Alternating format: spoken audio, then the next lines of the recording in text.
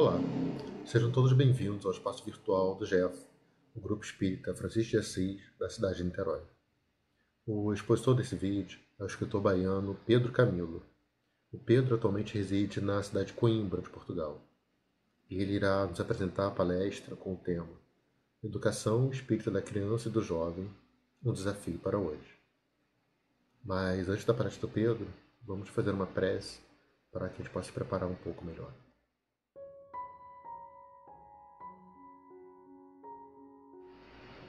Acalmar nossas mentes e ter como foco todos os nossos pensamentos em Deus, nosso Pai de amor.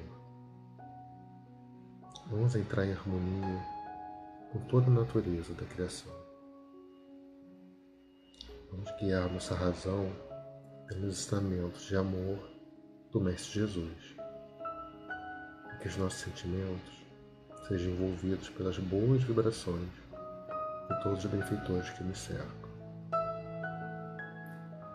Agradecemos a oportunidade e vamos firmar o compromisso de que o aprendizado a seguir seja não somente para o nosso próprio bem, mas para o bem de todos os que nos cercam. Que assim seja. Bem, vamos agora à palestra do Pedro Camilo.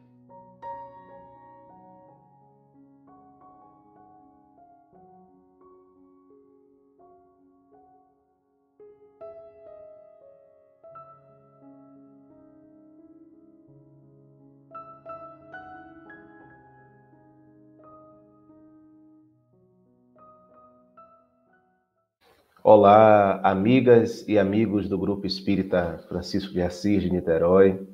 É uma satisfação muito grande poder falar para vocês nessa oportunidade. Voltando a esta casa, embora pelos meios virtuais, e trazendo sempre um abraço muito caloroso.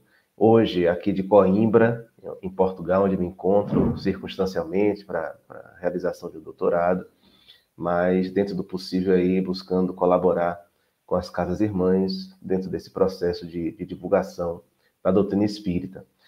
Hoje nós vamos falar sobre um tema que é um tema sempre atual, sempre necessário, que é falar sobre a educação espírita da criança e do jovem, né? Um tema para hoje, um tema para ontem, né? Talvez pudéssemos dizer que é um tema para ontem, porque, de fato, estamos a todo tempo recebendo pessoas, né? Novos espíritos, novas pessoas, pelas portas da reencarnação, para a tarefa de encaminhamento desses espíritos, no sentido do crescimento espiritual, da evolução, de um despertar da consciência. E precisamos pensar, mais do que pensar, né? Precisamos avaliar de que maneira, enquanto espíritas ou enquanto proposta espírita, nós temos, de fato, oferecido a esses espíritos a conhecimento, informação, educação, que é uma palavra de sentido mais profundo. Porque quando a gente pensa em informação, em conhecimento, em dados de um modo geral, não necessariamente se está falando de um processo de educação, né? A informação, o conhecimento, ele pode ser, ele pode, né, ser buscado de muitas formas, sobretudo hoje, quando temos aí ao alcance das mãos, ao alcance dos olhos, tantos meios de acesso ao que se produz no mundo, de um modo geral. E, curiosamente, nós temos uma sociedade cada vez mais informada, cada vez mais sabedora, né, do que se passa aqui, do que se passa ali, do que se passa acolá, mas, no sentido inverso, temos uma sociedade cada vez menos educada. Isso é algo significativo, isso é algo de se notar. O que mostra que volume de conhecimento, volume de informação não guarda relação direta com a educação. A educação ela tem a ver com um despertar do indivíduo para um sentido evolutivo, o despertar da consciência para uma ideia de um sentimento de pertencimento, de presencialidade, de percepção do seu papel no mundo, do a que se destina o estar aqui, o existirmos, né? Como lembra Caetano na música Cajuína, existirmos a que será que se destina. Então a educação ela tem a função de despertar em cada um esse sentido do existir, essa consciência do porquê estamos aqui, das possibilidades que se abrem diante do ser. Logo, e também proporcionar a este ser, e sobretudo proporcionar a este ser, nesse despertamento de consciência, uma característica crítico-reflexiva, a possibilidade de refletir sobre si, de refletir sobre o mundo que está à volta, de refletir sobre tudo que ele chega e de refletir criticamente, ou seja, de ser capaz de filtrar as informações, de filtrar aquilo tudo que lhe chega por meio, claro, do desenvolvimento de um sentido racional, né, dos sentidos racionais, digamos assim, mas também de uma dimensão ética profunda. O pensar-se enquanto ser em relação com o outro, o pensar o mundo enquanto espaço de convivência e ter a dimensão de que todas as nossas escolhas, para além de refletirem em nós mesmos ou sobre nós mesmos, na nossa própria realidade, elas também refletem sobre os outros, sobre as outras pessoas, sobre a sociedade, sobre a família, sobre o meio em que nos movemos. De modo que, como estamos todos ligados, interconectados, de muitas formas implicados uns nos outros e uns sobre os outros, essa dimensão do coletivo, do todo, é fundamental quando a gente pensa em educação. Por quê? Porque isso tem a ver não apenas com, digamos assim, dimensões gerais mais objetivas, como quando pensamos no meio ambiente, cada vez mais falado no dia de hoje, né? Quando, de fato, as nossas ações, desde a escolha do que comemos, ao que vestimos e ao que fazemos com os nossos resíduos, tem impacto na coletividade. Mas isso também tem a ver com as escolhas morais pessoais, né? Com as escolhas de vida que naturalmente refletem valores sociais e, ao mesmo tempo, refletem sobre esses valores sociais num processo de retroalimentação. O que somos e o que fazemos reflete no meio em que estamos, e o meio em que estamos, os seus valores, se refletem em nós, consequentemente, influenciando aquilo que somos, aquilo que escolhemos e aquilo que fazemos. Então, pensar em educação tem que ser algo muito maior, muito macro, né? No sentido realmente diferenciado. E quando pensamos em educação na perspectiva espírita, isso se amplia ainda mais, porque se educação, diferente de instrução, né, não tem a ver com acúmulo de informação ou acúmulo de conhecimento, mas em apropriação desse conhecimento pelo indivíduo e no como essa apropriação vai refletir na sua vida, no meio social, no grupo como um todo. Portanto, a educação permite uma ampliação, trabalhar a educação permite uma ampliação da construção do ser em si e da contribuição do ser para a sociedade. Se a gente pensa em educação iluminada pelo conhecimento espírita, esta ampliação precisa ser ainda maior.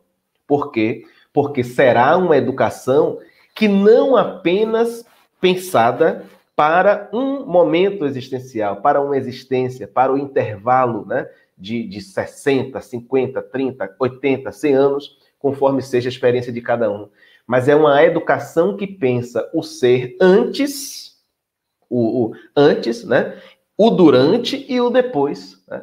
Por quê? Porque somos imortais, somos seres imortais. Nós pré-existimos ao corpo que assumimos e vamos sobreexistir, né, ou sobreviver a este corpo.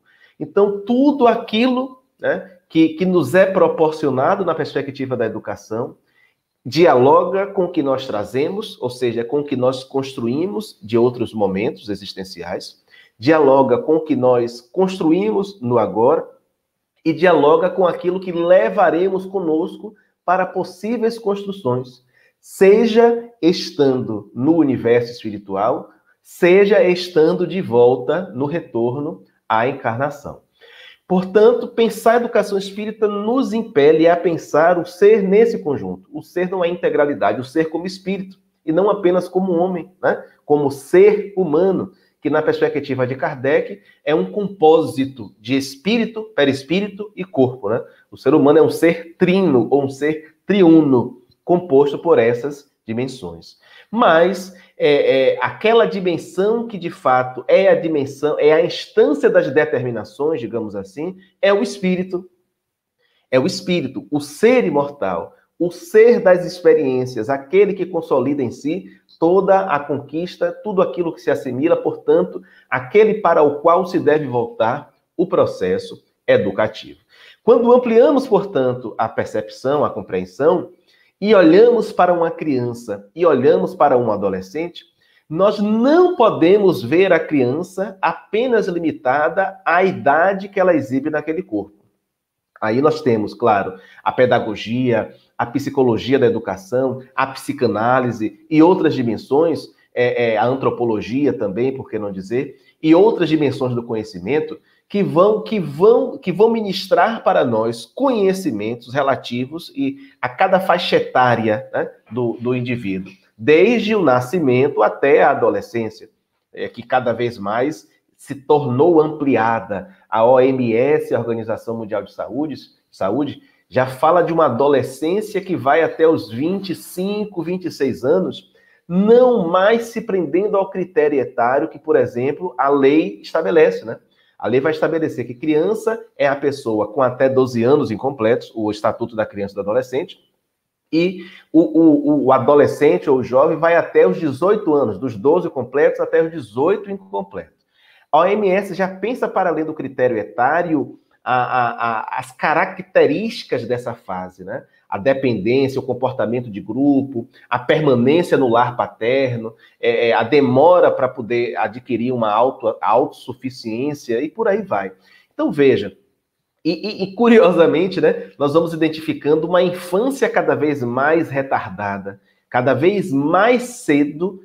As crianças de 8 anos, de 9 anos, já exibem no corpo e no comportamento características de adolescência, né? Seja por conta dos estímulos alimentares, porque a alimentação hormonizada, cheia de hormônio, como muitas vezes é feita em relação aos frangos, aos bois, né, aos gados de modo geral, para poder crescerem rapidamente e naturalmente proporcionarem lucro mais rápido, isso e todas as outras formas de alimentação, os processados e outros alimentos, geram repercussão fisiológica, né, antecipando, né, trazendo para cada vez mais cedo manifestações hormonais que marcam o ingresso do ser na adolescência, como, por exemplo, a espermarca, que é a primeira ejaculação no menino, e a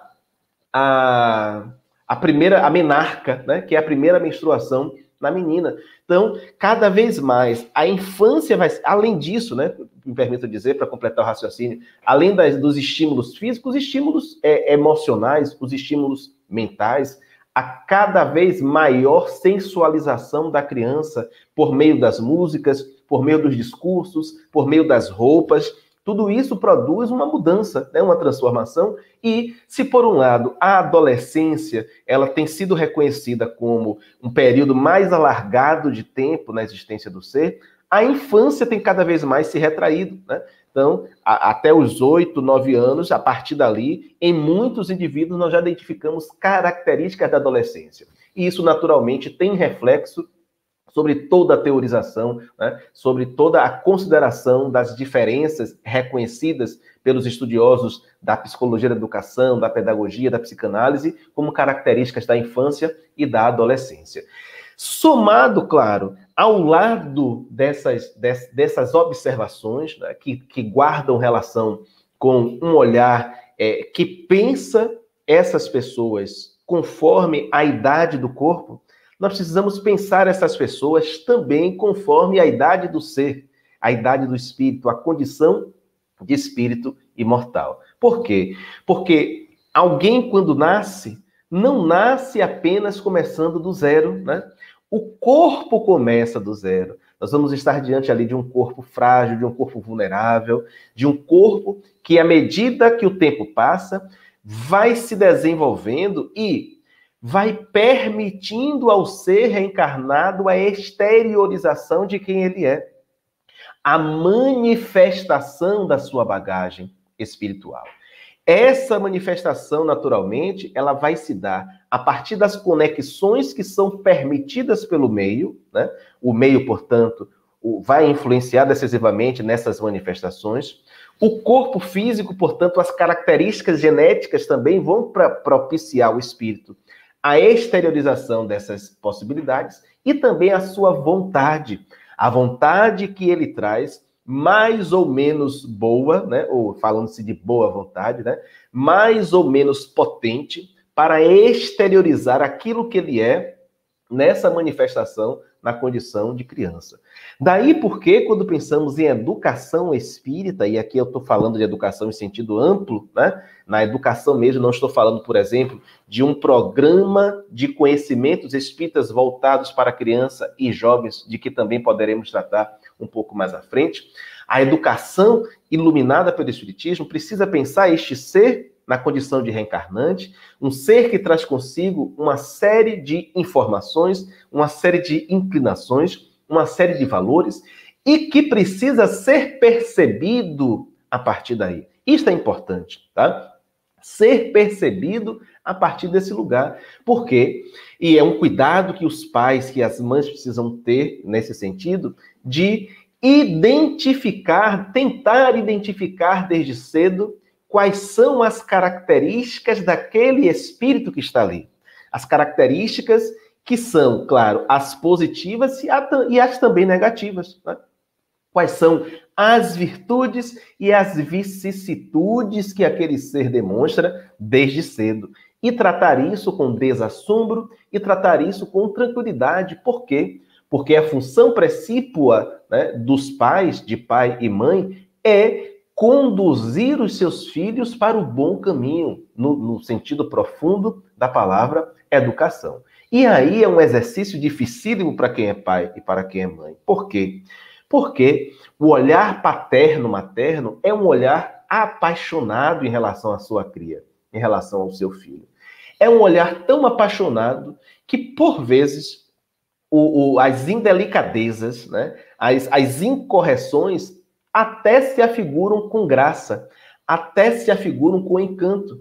E pode conduzir pai e mãe, porque a paixão ela tem essa função, né? Ela fascina, ela cega, pode conduzir pai e mãe a uma cegueira em relação aos seus filhos, no sentido de não identificar que tal ou qual característica, antes de serem estimuladas, precisam ser ressignificadas, precisam ser trabalhadas, precisam ser conduzidas para um outro caminho. Ou seja, aquele ser que se apresenta como filho, ao invés de ser estimulado, por exemplo, a características como orgulho, como vaidade, como egoísmo e outras tantas que se podem manifestar desde a primeira infância, precisam ser estimulados a transformar aquelas inclinações em outras possibilidades, ressignificar aquelas más inclinações para que dali derivem virtudes que sejam contribuidoras, né?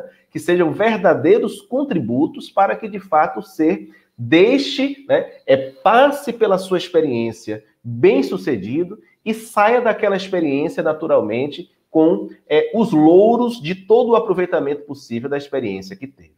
Sabemos pelas informações trazidas não só pela codificação, mas também por outros estudiosos, encarnados e desencarnados, que até aproximadamente os 5, 7 anos é o período em que a encarnação se consolida, ou seja, em que, de certa forma, o espírito vai se assenhorear de forma mais apropriada do seu corpo, né? Daquela vestimenta física que traz. Então, é um período que vai mesclar naturalmente muito da lembrança que o indivíduo traz, não só do estado de erraticidade, mas também de outras encarnações, e as novas informações, os novos inputs e outputs que ele vai realizar neste momento. É, portanto, o período mais propício, mais adequado para se ministrar valores, para se falar aberta e francamente com as crianças, que é uma coisa que muitas vezes falta aos pais, né? A percepção de que precisam ser sinceros, de que precisam ser honestos, de que precisam ser verdadeiros o tempo todo com as crianças, das mínimas às máximas coisas, né? Desde a não mentir para a criança nas coisas do dia a dia, como, por exemplo, dizer à criança quando a criança sai para brincar, né? Quando é hora de ir para casa, daqui a pouco a gente volta, isso não é possível, porque se não vai voltar, não diga para a criança que vai voltar, porque a criança perde a confiança, né? Ela vai perder a certeza da palavra do pai e da mãe, porque com o tempo ela vai perceber que aquelas promessas não são cumpridas e que são feitas, portanto, com o fim de enganá-la. Até o próprio exemplo, né? As situações comezinhas do dia a dia, como ao atender o telefone, né? Se bem que hoje ninguém mais atende o telefone, né? Tudo por mensagem, dificilmente a gente liga, né? Faz uma chamada direta, mas ao dizer que não está, né? Ao mandar um recado, diga que não está, diga que não me disse, coisas do tipo, né? As situações maiores, né, as mais complexas do dia a dia, que precisam ser devidamente trabalhadas com as crianças. Eu, por exemplo, sou pai de duas, né, filhas, duas meninas, uma de 7 e outra de 2 anos, e pelo menos para ela, eu tenho que ser sincero, não sou santo, nem pretendo ser, mas pelo menos para elas eu tento exercitar a dimensão do não mentir. Então, se, por exemplo, quando estávamos no Brasil, que havia lá um playground no prédio que morávamos, se era hora de subir, era hora de subir. Não havia tapeação, dizer, não, a gente volta daqui a pouco, não, é hora de subir, é hora para tudo. E hoje, com a Pietra, que tem 7 anos, sempre que eu falo com ela, e aí eu ganhei credibilidade com ela, conquistei ao longo do tempo, por quê? Porque quando eu tenho que falar algo sério para ela, ou algo que aparentemente ela duvida, eu digo, olha, você sabe que papai não mente para você. E isso ela registra e ela entende. Ou seja, ela sabe que no momento que eu digo A, é A. Que no momento que eu digo B, é B. No momento que eu digo que será C, será C. Por quê? Porque a relação foi construída na base da sinceridade, na base da verdade, e a confiança foi ganha a partir daí. Os pais precisam também, nesse processo de condução dos seus filhos, numa perspectiva espírita, se revelarem como pessoas humanas, pessoas que falham, pessoas que estão também a caminho. Isso é importantíssimo. Nós queremos dizer aos nossos filhos, por exemplo, que peçam desculpas, que reconheçam os erros que cometeram, mas nós, por vezes, na condição de pai e mãe, não pedimos desculpas. Não reconhecemos os erros que cometemos, sobretudo em relação a eles, porque muitas vezes exageramos, não apenas naquilo que fazemos, mas até na forma como exteriorizamos uma série de ideias, embora, diga-se de passagem, reconheçamos, sejamos movidos pelo desejo sincero de que eles estejam bem. Ou seja, muitas vezes não o fazemos por maldade, fazemos porque somos assim e é o que temos para oferecer. Mas precisamos também exercitar o pedir desculpas, exercitar o reconhecimento das falhas para que eles tenham um parâmetro e vejam que nós também nos submetemos às regras que lhes são passadas. A partir do conhecimento espírita que temos, sabemos que quando o indivíduo ingressa na adolescência, se o processo de reencarnação permite ao ser um manejo do corpo, o ingresso na adolescência, de certa forma, lança o indivíduo no domínio de si mesmo, ou seja, ele mergulha na assunção, né, de quem ele é enquanto espírito, de quanto ele é e quem ele é enquanto possibilidades, enquanto limites. E isso vai se aliar, isso vai se misturar, ou sendo determinante, ao mesmo tempo também sendo determinado, é um processo de retroalimentação, por todo o convulsionamento que a adolescência, enquanto etapa de transição, proporciona. A saída da infância para a idade adulta, mas é um período em que o indivíduo nem é criança, nem é adulto ainda, e é criança e é adulto em muitos momentos. Então, a adolescência acaba sendo o período do não ser sendo, ou do ser não sendo. E este momento, este processo, naturalmente traz desafios inúmeros, né? Inúmeros. Também nas relações dentro de casa. Porque, sendo o período em que o indivíduo vai se autoafirmar, vai se afirmar enquanto ser, essa afirmação, essa autoafirmação precisa ser feita em face de, e normalmente é feita em face do pai e da mãe, que são os modelos de autoridade, são as referências que serão contestadas, que serão confrontadas, que serão testadas, e a partir do que vai se permitir ao indivíduo cada vez mais a assunção da sua condição, da sua autonomia, das suas possibilidades diante da vida. O Espiritismo nos proporciona esse conhecimento e nos vai dizer que, tanto na infância quanto na adolescência, não apenas precisamos tratar esses indivíduos como espíritos, mas precisamos dar a eles consciência dessa condição. Ensiná-los, não só pela palavra, mas também pelo exemplo, que são espíritos, quais são as suas responsabilidades, quais são as dimensões da vida e da existência que devem ser trabalhadas, devidamente direcionadas, e na condição de espíritas, porque essa é a proposta que está colocada, nós temos que ser claros com eles em relação a essa condição. Porque, olha, as crianças e os adolescentes, eles têm plena condição de compreender aquilo que se lhes diga de forma verdadeira e, claro, graduando-se conforme a sua compreensão, que não tem a ver com idade, tem a ver com maturidade do espírito. Lá em O Evangelho segundo o Espiritismo, Kardec diz, em relação ao Espiritismo, que ele reconhecia pessoas adultas que não o compreendiam, mas que jovens recém-saídos da adolescência que tinham uma compreensão do Espiritismo muito maior e mais complexa, né? E isso demonstra que entender as verdades da vida, e aqui tratando delas na perspectiva espírita, claro, porque nós espíritas não temos a verdade, nós temos a nossa verdade, a nossa forma de ser, de significar o conhecimento e a vida, mas as verdades da vida, na perspectiva espírita, elas demandam dar esta consciência em múltiplos aspectos. Dar a consciência de que somos espíritos, isso é importante. Então, quando nos referimos a nós e ao outro, não nos referimos, por exemplo, como o meu espírito, mas o eu espírito. E isso precisa ser dito para as crianças. É preciso dizer para crianças e os jovens de forma clara, de forma direta, que, embora não sejamos o corpo, este corpo é um instrumento da nossa evolução. E aquilo que fazemos com o corpo demonstra as nossas inclinações, as nossas tendências, os nossos valores. Trabalhar o sentido de responsabilidade. Ter a condição de poder falar e falar de forma aberta sobre reencarnação. Olha, é um conceito que as crianças assimilam, por exemplo, com uma tranquilidade muito grande, né? Mas não falar de forma dogmática, como um conteúdo pronto, acabado, que é assim, que deve ser assim e que deve ser entendido dessa forma.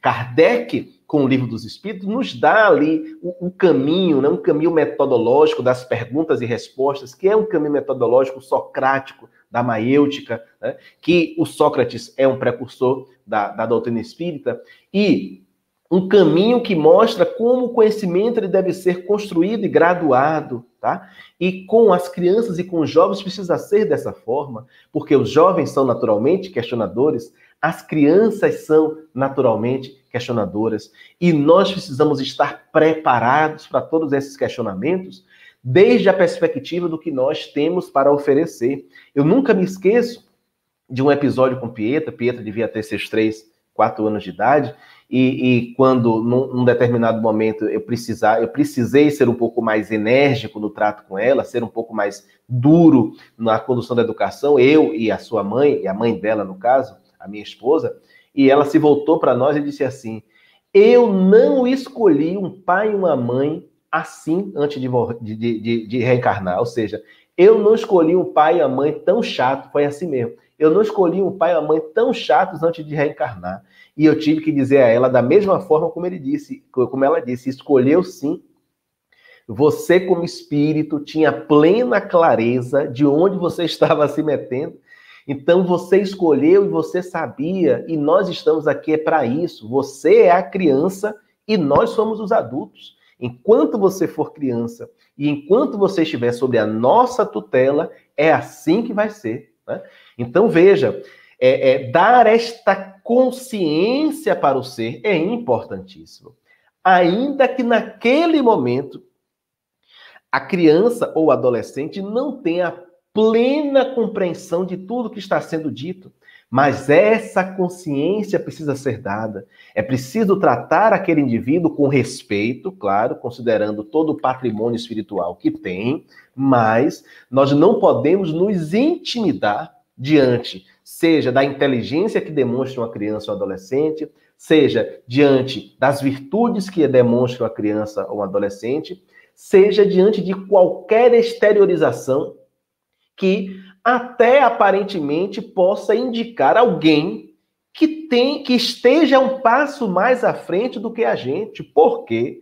Porque se nós estamos na condição de adultos para conduzir aquela criança ou aquele jovem, é porque, apesar dos pesares, ainda que tenhamos limitações, nós temos algo a oferecer e nós temos o dever de oferecer a essas pessoas o melhor que estiver ao nosso alcance. Precisamos falar abertamente sobre mediunidade, sobre a comunicação com os espíritos, porque as crianças e os jovens assimilam isso de forma muito natural, de forma muito tranquila, né? Nós precisamos falar sobre morte, morte que é um tema dificílimo, que é um tema nó para muita gente, principalmente porque nós ainda, infelizmente, nada obstante todo o conhecimento espírita, ainda não resolvemos de forma satisfatória o tema morte para nós. Mas as crianças precisam ser apresentadas à morte, né? À morte, eu lembro de Pietra, quando a minha filha mais velha, quando a cadelinha de minha sogra estava nos momentos terminais, e Pietra gostava muito, era muito apegada, brincavam muito uma com a outra. Eu não estava em Salvador, estava viajando, mas a minha esposa levou Pietra até o veterinário, onde a cadela estava internada, para que ela se despedisse da cadela, explicando, olha, vai acontecer isso, isso e isso. Né? Ela está nessa situação, está com câncer, ela não vai resistir, ela vai morrer, né? E você está vindo aqui para se despedir dela. Isso é importantíssimo, né? Não apenas em relação a um animal de estimação, mas em relação às pessoas. Não se deve dizer, em hipótese alguma, para uma criança, por exemplo, fulano viajou. Tem uma música, né, que o Luiz Gonzaga canta, que é uma música muito linda, embora triste, que diz assim: os olhinhos do menino marejou quando seu pai viajou. Quando seu pai viajou, não avisou ao seu filho quando ia voltar. Mamãe disse que foi Jesus quem levou o papai para passear. Jesus Cristo sempre sabe o que faz. O menino ouviu isso e calou. Debruçou-se num cantinho, um pobrezinho, ai meu Deus, ai, e os olhinhos do menino marejou. Veja, é bonita a letra, ela toca, mas ela revela uma agressão que nós fazemos com as crianças constantemente, né? Dizer que o pai que morreu, que a mãe que morreu, que o avô, que a avó, que a pessoa querida viajou, e a criança vai registrar em si uma relação de abandono, né? Porque viajou como? Esqueceu de mim? Por que não me disse tchau? Por que não se despediu de mim? Né? E dentre outras tantas questões, vai estabelecer uma relação problemática, conflituosa com a morte, que é um processo natural, processo por qual todos nós vamos passando, e é preciso que as crianças e que os jovens entendam que é uma fase natural, porque todos vamos passar, independente de idade, e que não tem idade, que não escolhe idade para nos escolher, para nos surpreender, e que, apesar de tudo, continuaremos vivos. Né? Os afetos continuam presentes, né? A verdade das relações continua presente. Tudo isso precisa ser colocado com verdade, sem dogmas, de forma aberta e direta para nossas crianças e nossos jovens. Ministrar essas ideias de forma responsável, direta e naturalmente proporcional ao conhecimento, mas sem dogmatizações, é fundamental para formar no ser uma consciência de plenitude. Para oferecer a essas pessoas o que de melhor nós temos para oferecer, inclusive no âmbito dos centros espíritas, dos grupos espíritas. Eu recentemente escrevi um texto, né, que coloquei na internet, que foi até motivo do convite para esta palestra, em que eu dizia isto: nós temos surpreendido cada vez mais casas espíritas que têm aberto mão de falar abertamente e diretamente de espiritismo para suas crianças e seus jovens. E isto é, no meu sentir, um equívoco. Dizem alguns, nós não podemos ser diretos para não espantar as crianças e os jovens. É o contrário. Ser diretos proporciona à criança e ao jovem uma atração maior, um vínculo maior com a proposta, né? Dizer abertamente sobre o que se está trabalhando. E outra, né? Se eu levo minha filha para um grupo espírita, a fim de participar de um grupo de espírita, de um grupo para crianças e jovens numa casa espírita, eu pretendo que ela obtenha conhecimentos sobre espiritismo. Por quê? Se eu quisesse que fossem conhecimentos sobre Catolicismo eu levava para a igreja católica. Protestantismo para a igreja protestante. Se eu quisesse formar, não é que eu quisesse formar, mas se eu estivesse preocupado em cultura geral e outros conhecimentos, eu levaria para um grupo de filosofia para crianças, para jovens, como há tantos por aí. Se eu quisesse outras experiências, eu levava para os escoteiros e por aí vai. Agora, se eu levo para um centro espírita, a minha perspectiva é proporcionar àquela pessoa os valores e as ideias espíritas. E, sobretudo, que isso não seja passado de forma fria, direta, dogmática e despoletada da realidade da criança ou do adolescente. É preciso contextualizar todo esse conhecimento dentro de sua realidade, né? E dar uma dimensão prática para isso. É preciso que a criança e o jovem sejam ensinados o para que serve aquilo tudo e o a que serve todo aquele conhecimento. De modo que, se nós não pensarmos que a atualização, e aí é um ponto, né? Até pouco tempo se discutia que muito acontecia nas casas espíritas uma catequização das crianças e dos adolescentes. Aí se resolveu mudar, em certa medida, as metodologias. O problema é que se mudou as metodologias e o conteúdo, tá? Eu posso mudar a forma de construção do conhecimento, mas eu preciso priorizar o conteúdo, o objetivo principal. Falar sobre reencarnação, falar sobre Deus, mediunidade, pluralidade dos mundos habitados, morte, evolução, desde a perspectiva espírita. Claro, promovendo diálogo, porque a gente não pode temer o diálogo, ao contrário, o diálogo ele é importantíssimo. Mas eu tenho que ter as mãos livres para tatear o mundo, mas os pés sabendo muito bem onde estão pisando. E os nossos pés, a nossa raiz, sendo uma proposta espírita, tem que ser no espiritismo. Tá? E eu digo isso muito claramente porque eu não estou fazendo um juízo depreciativo de qualquer outra perspectiva. Não. Mas se a nossa escolha é a perspectiva espírita, os nossos pés devem estar plantados no terreno espírita. As nossas raízes devem estar fincadas no espiritismo, conquanto as nossas mãos tenham a possibilidade de tatear, os nossos olhos possam percorrer o ambiente, o nosso discurso possa tocar outro discurso, lembrando a música Línguas, né, de Caetano, quando ele diz assim, gosto de sentir a minha língua roçar a língua de Luís de Camões, ou seja, gosto de sentir a troca entre os diversos idiomas, os diversos discursos, as diversas possibilidades, mas a referência ela tem que estar presente. As raízes devem estar plantadas e muito bem assentadas na proposta espírita. E, quando nós pensamos em oferecer conhecimento espírita para crianças e jovens, nós temos que ter o mesmo cuidado, ou um cuidado maior do que quando temos para tratar de mediunidade. E esse é um ponto importantíssimo. Mediunidade nas casas espíritas é algo tratado a 7 dedos, muitas vezes com até excesso de critérios, excesso de cuidados. Mas isso é um assunto para uma outra conversa, para outra discussão. E muitas vezes nós direcionamos para trabalhar com crianças e jovens na casa espírita pessoas que não têm suficiente experiência espírita e conhecimento espírita para tratar das questões com as crianças e com os jovens. É muito comum nós priorizarmos a formação acadêmica em pedagogia, em qualquer outra licenciatura, e mesmo a experiência na condição de docentes para crianças e jovens, e não entendermos que talvez aí esteja um dos motivos para os desvirtuamentos que temos vivido na condução do conhecimento para crianças e jovens no movimento espírita. Como sobra a essas pessoas conhecimento técnico, metodológico, mas muitas vezes falta o principal, que é o conteúdo, a orientação teórica. Acabamos, quando isso acontece, tendo um trabalho na casca, na aparência, bem feito, bonito, bem apresentado e atrativo, mas no conteúdo que deixa a desejar. O grande desafio, portanto, é este, é atrelar uma coisa à outra.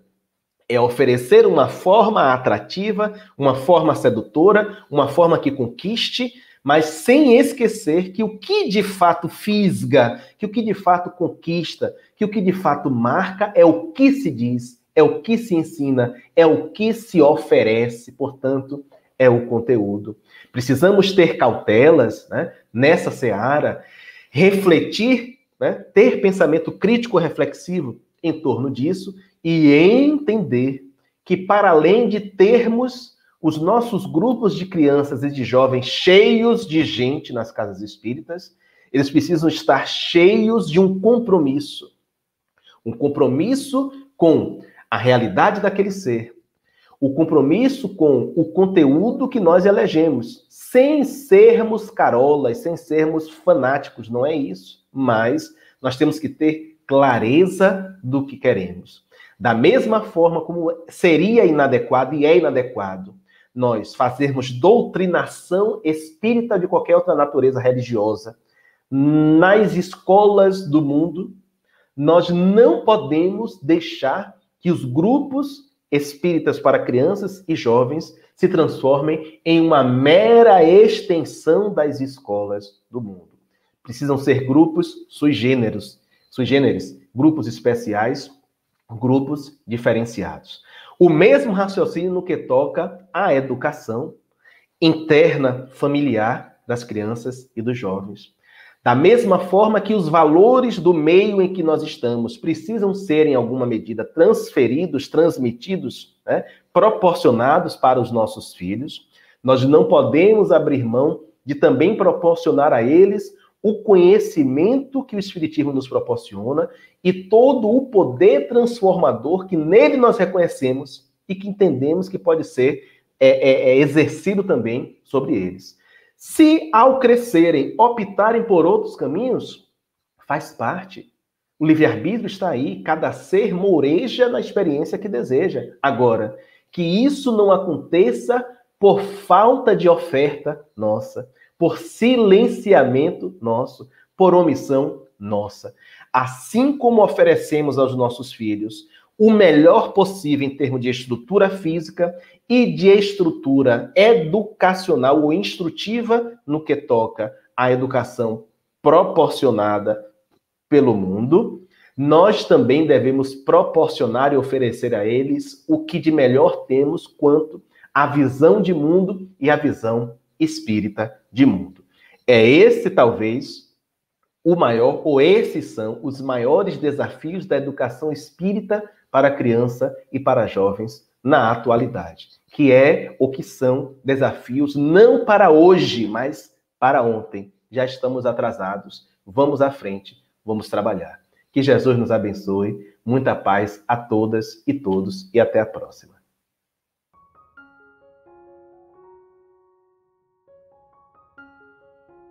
Do livro Verdade e Amor, psicografia de Francisco Cândido Xavier, Espíritos Diversos, editado pela Federação Espírita Brasileira. É o capítulo 12, que tem como título Prece a Jesus. Senhor Jesus, auxilia-nos a não somente saber, mas também a sentir e compreender. Ampara-nos, Senhor. Queremos Tua voz a falar-nos de Deus dentro de nós. Não nos deixes ao léu na crença em vão. Auxilia-nos, Mestre, a Te encontrar em nosso próprio coração. Emmanuel.